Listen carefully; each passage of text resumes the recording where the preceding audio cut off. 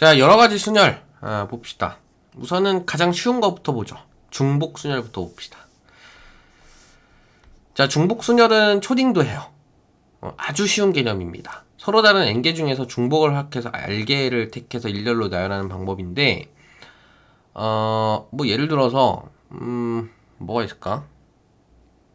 중복이 될 수 있는 게 이렇게 많지 않아서 남자 3명이 있고 여자 3명이 있어요. 근데 여자를 기준으로 해서 마음에 드는 남자를 고릅니다. 이제 그럴 수 있는 경우는 몇 개겠느냐? 그럼 이제 서로 다른 세계에서 중복을 허락해서 3개를 택해서 일렬로 나열하는 방법인가요?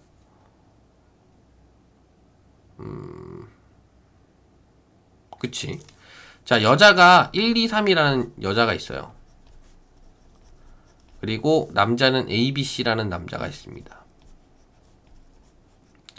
자, 이렇게 했을 때 1번이 먼저 좀 괜찮아 보이는 사람을 골라요. A라는 사람이 멋져 보여.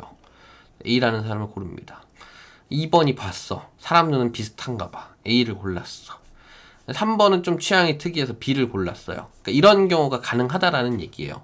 중복을 허락한다는 얘기는. 자, 이랬을 때 총 경우의 수가 몇 개 나오냐는 건데, 1번이 선택할 수 있는 사람은 몇 명이에요? 3명이죠. 자, 만약에 1번이 B를 선택합니다. 그럼 2번은 B를 선택을 못해? 아니, 가능하다니까. 그렇죠? 그러니까 3 곱하기 3 곱하기 3이 돼버리는 거예요. 3의 3승이 돼버립니다. 됐죠? 이거 숫자가 똑같으니까 이제 헷갈릴 수 있잖아요. 그러니까 D를 한 명 더 넣읍시다. 자, 이렇게 되면 4명, 4명, 4명 이렇게 고를 수 있잖아. 그러니까 얘는 4의 3승. 그렇죠? 밑에 깔려있는 이 밑이 선택받는 쪽. 이 위쪽에 있는 애가 선택하는 쪽입니다.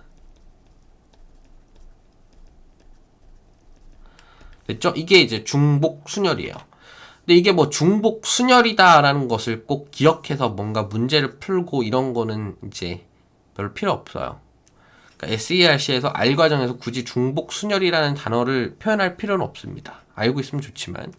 그리고 제가 말할 때 혹은 뭐 다른 코치님들이 말할 땐 알아들을 수는 있어야 돼요. 하지만 뭐 이 용어를 뭐 적극적으로 표현하지는 않아도 됩니다. 그냥 되게 자연스러운 거예요. 초딩도 할 수 있다 그랬잖아요. 그렇죠? 되게 자연스러운 거예요. 너무 어렵게 생각하지 말고 그냥 있는 대로 받아들이면 됩니다.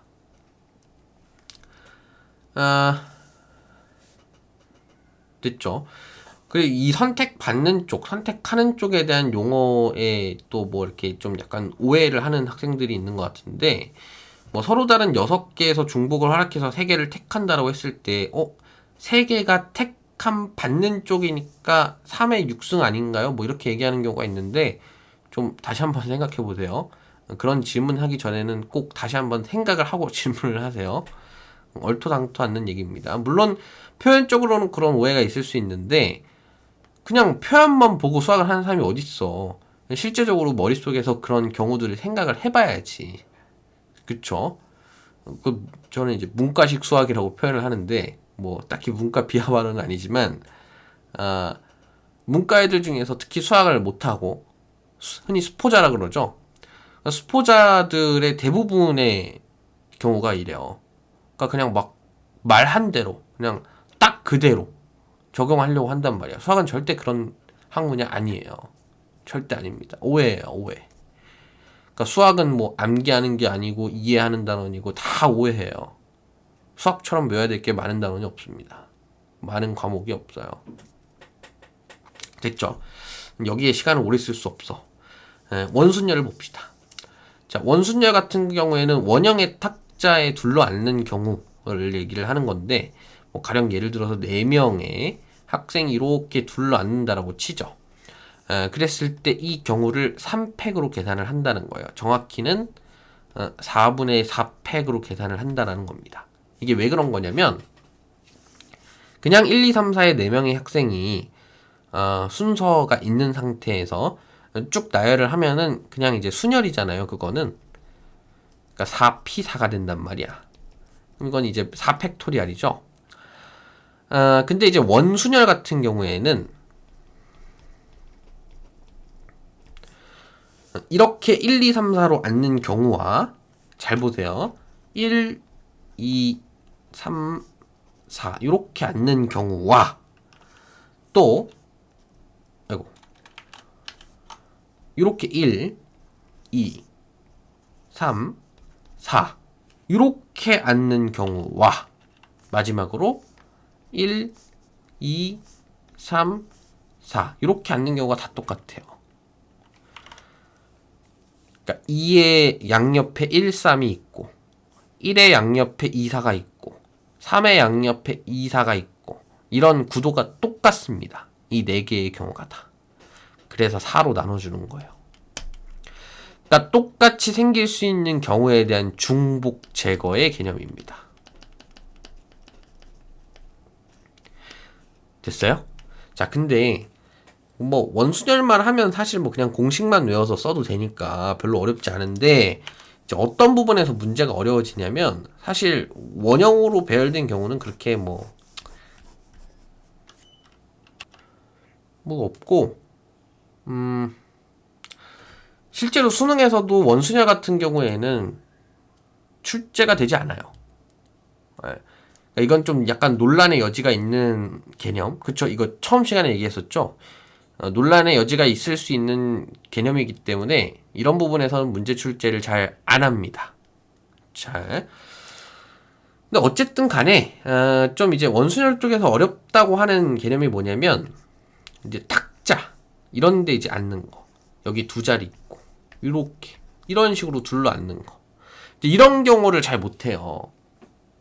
근데 이거는 심플합니다. 이것도 뭐 이제 시중 문제집 같은데 보면 진짜 얼토당토 않는 얘기를 해놓는 데가 많은데 이건 딱 그냥 중복 제거. 중복 제거. 딱 요 네 음절인가요? 네 어절? 그쵸? 한 음절 요것만 딱 떠올려주면 돼. 중복을 제거하겠다. 그쵸? 그럼 이제 1, 2, 3, 4, 5, 6 6명의 사람이 이제 요런 탁자에 둘러앉는데 그럼 원래는 6팩이죠. 그럼 얘를 가지고 어떻게 구워 삶을 것이냐 라고 했을 때 자, 이렇게 앉는 1, 2, 3, 4, 5, 6 이렇게 앉는 경우와 정확히 똑같이 만들어질 수 있는 경우가 뭘까? 이거예요. 1, 2, 3, 4, 5, 6. 자, 또 뭐가 있을까? 또 뭐가 있을까요? 또 뭐가 있을 수 있나? 아니요. 제가 보기엔 없어요. 제가 보기엔 없습니다. 이게 끝이에요. 그러니까 이제 이렇게 하나의 경우를 딱 상정하고 이것과 똑같은 경우의 수가 그러니까 돌렸을 때 똑같은 경우의 수가 나올 수 있는 개수를 구하세요. 그게 가장 빠릅니다. 근데 어떻게 하면 빠르게 구할 수 있냐면 이제 대칭점을 찾아. 이렇게 해서 이제 접으면은 이제 같은 직사각형이죠. 그러니까 뭐 접으면 같진 않지만 이렇게 잘랐을 때 이 직사각형이랑 이 직사각형이 같이. 그럼 이제 이렇게 반으로 쪼갤 수 있는 거야. 그럼 이제 같은 경우가 2개 나오게 돼 있습니다. 그래서 2팩으로 나눠주는 거예요. 됐죠? 하나만 더 해볼까? 2팩이 아니라 2로 나누는 거죠. 2로.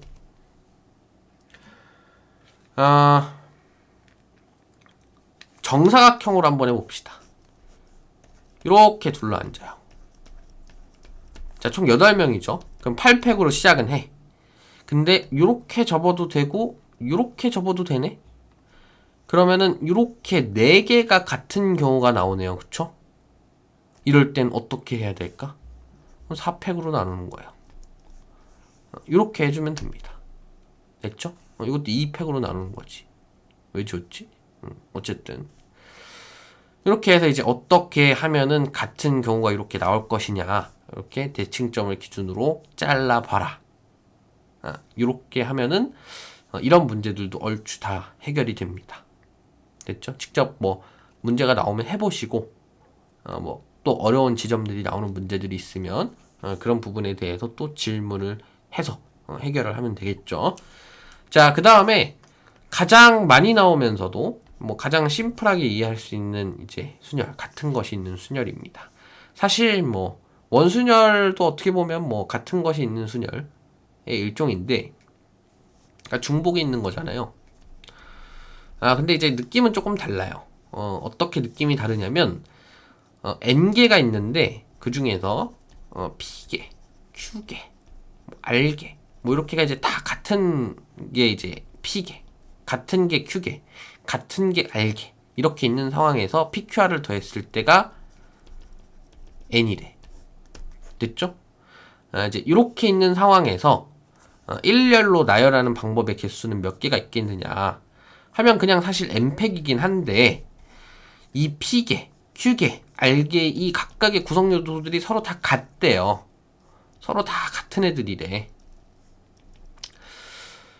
그렇다면은 이게 무슨 얘기냐면 P 예를 들어서 이거 그냥 개수를 정해버립시다. 뭐 너무 많이 하지 말자. 5개가 있다라고 쳤을 때 2개 있고 2개 있고 1개 있대요. A가 2개 있고 B가 2개 있고 C가 1개 있답니다.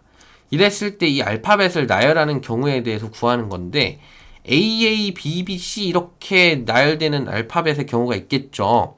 근데 그냥 내가 N팩, 즉 그냥 5팩으로 계산을 해버리면 지금 이 AA, BB, C에 내가 이렇게 라벨링을 했을 때 얘 1, 2, 1, 2 이렇게 라벨링을 했을 때 1, 2, 1, 2 하고 AA, BB, C 하고 뭐 2, 1, 1, 2 뭐 또 뭐 2, 1, 2, 1 뭐 이런 것까지 다 계산을 해버리는 거예요. 하지만 얘는 뭐 라벨이 뭐 내가 붙였다 뿐이지 사실상 이 A는 다 같은 A이기 때문에 경우의 수 관점에서는 이제 중복이고 중복이기 때문에 제거 대상이에요. 그렇죠? 그럼 과연 이 중복을 어떻게 제거를 할 것이냐 라는 겁니다. 그래서 지금 이 A 2개가 자리를 바꿀 수 있는 경우인 이 팩, 그리고 이 2개가 자리를 바꿀 수 있는 경우 이 팩을 곱해서 나눠줍니다. 5팩을. 그렇죠? 지금 1, 2, 1, 2, 뭐 2, 1, 1, 2, 2, 1, 2, 2, 뭐 이렇게 되는 거 보니까 이거는 이제 곱의 법칙이잖아요. 즉 A가 이렇게 앞에 올 때 뒤에 A, 뒤에 B, 그러니까 앞에 B, 뒤에 B. 그러니까 각각의 뭐 또 다른 게 딱 이렇게 연이어서 올 수 있으니까 이제 이건 연이은 이제 경우의 수의 관점인 거고, 그렇다 보니까 이제 곱의 법칙을 써야겠죠. 그래서 이제 이 곱이 그래서 들어가는 겁니다. 이제 곱의 법칙 때문에 들어가는 이제 곱하기인 거예요. 됐죠? 그럼 뭐 서로 다른 5개 중에 서로 같은 게 2개, 3개씩 있을 때는 5팩을 2팩 곱하기 3팩으로 나눠주면 된다. 이게 같은 것이 있는 순열입니다. 자, 이게 응용되는 아주 대표적인 문제 하나만 딱 보여줄게요. 자, 뭐 초등학교 때도 많이 풀어봤을 텐데 A에서 B로 가는 최단 거리의 경우의 수입니다. 자, 그럼 뭐 직접 다 하는 경우도 있죠. 1, 1, 2, 1, 3, 1, 4 해서 뭐 1, 3, 6, 10 해서 총 10개다 이렇게 이제 계산을 할 수도 있겠지만, 얘를 또 어떻게 계산을 할 수 있냐면 무조건 A에서 B로 최단 거리로 갈 때는 오른쪽으로 움직이거나 위로 움직이는 경우밖에 못 가요. 밑으로 가거나 왼쪽으로 갈 수가 없습니다. 그쵸? 그럼 B로 가기 위해서는 오른쪽으로 3번 움직이고 위로 2번 움직이면 되잖아. 그러니까 오른쪽 화살표 3개와 위쪽 화살표 2개, 이 총 5개의 화살표를 배치하는 순서대로 나열하는 그런 경우의 수를 구하면 된다라는 거예요. 그럼 5개니까 5팩이고, 같은 거 3개 있죠. 같은 거 2개 있지. 뭐 이거랑 똑같네. 그쵸? 그럼 10가지래. 10가지. 직접 센 거랑 똑같죠. 이렇게 이제 또 최단 거리를 구하는 방법에 써먹을 수 있다는 겁니다. 이게 아주 대표적인 예예요. 그리고 뭐 이 알파벳 나열하는 것도 대표적인 예입니다. 이 2개가 이제 쌍벽이죠. 2가지 예시를 다 보여드렸으니까 실제로 문제를 푸실 때도 많이 보실 거예요. 이런 부분들은 바로바로 적용이 가능하실 겁니다. 그래서 이제 여러 가지 순열로 대표적으로 얘기를 할 수 있는 순열은 3개가 있고, 원순열, 중복순열 같은 것이 있는 순열. 이 중에서 사실 가장 중요한 걸 꼽으라면 같은 것이 있는 순열입니다. 뭐니 해도 이게 제일 중요하죠. 원순열은 어렵고 뭐 문제도 많이 풀긴 하지만 실제로 수능에는 안 나온다. 중복순열 같은 경우에는 초딩도 할 수 있다. 같은 것이 있는 순열은 수능에도 많이 나오고 개념도 적당히 어렵고, 그쵸? 그러니까 듣지 않고서는 뭐 바로바로 이제 수능장에서 아무런 개념 없이 이 문제를 만났을 때 푸는 사람과 이미 배운 상태에서 푸는 사람이 차이가 크죠. 그러니까 평가원 이런 걸 좋아합니다. 그쵸? 그래서 평가원에서도 출제를 많이 했었고 실제로 계속 더 출제가 될 거예요, 앞으로도. 이 부분은 굉장히 중요한 부분입니다. 응용도 많이 되고. 됐죠? 여러 가지 순열은 여기까지 하죠.